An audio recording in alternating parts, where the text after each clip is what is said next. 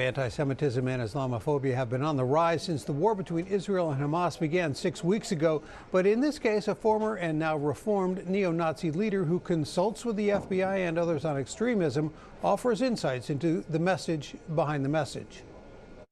On the fence outside Rahm Emanuel's vacation home in Michigan, someone wrote the word Nazis. We've blurred the word. It was discovered Friday by someone in his beach community in Union Pier, about 75 miles from Chicago. Emanuel, now the ambassador to Japan, was not there at the time.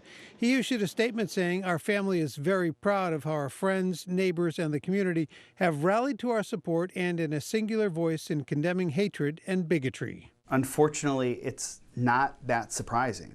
The brazenness with which people are expressing their anti-Semitism and their hate has gone up dramatically. David Goldenberg with the Anti-Defamation League called the vandalism directed at Emanuel deplorable. Chicago's former mayor is one of the most prominent Jewish political figures in the country. The hateful word directed at him comes less than a week after a major pro-Israel rally in Washington, D.C., and at a time when fear is rising in Jewish communities. We hear stories of Jewish individuals who are afraid to wear their yarmulkes or tuck their Stars of David underneath their shirts.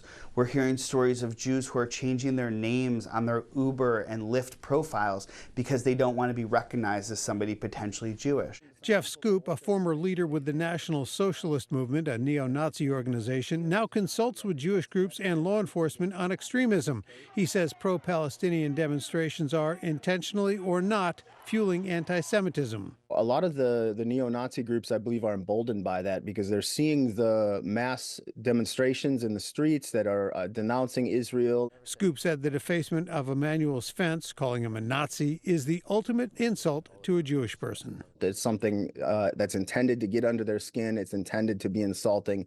It's extremely hateful and vile, and that's the intention behind it. With there also being concerns about a rise in Islamophobia, today the Council on American Islamic Relations condemned what happened at Ambassador Emanuel's home, saying Americans should join together in solidarity whenever a community is targeted by hate. Watch breaking news on YouTube. Subscribe to ABC7 Chicago Eyewitness News.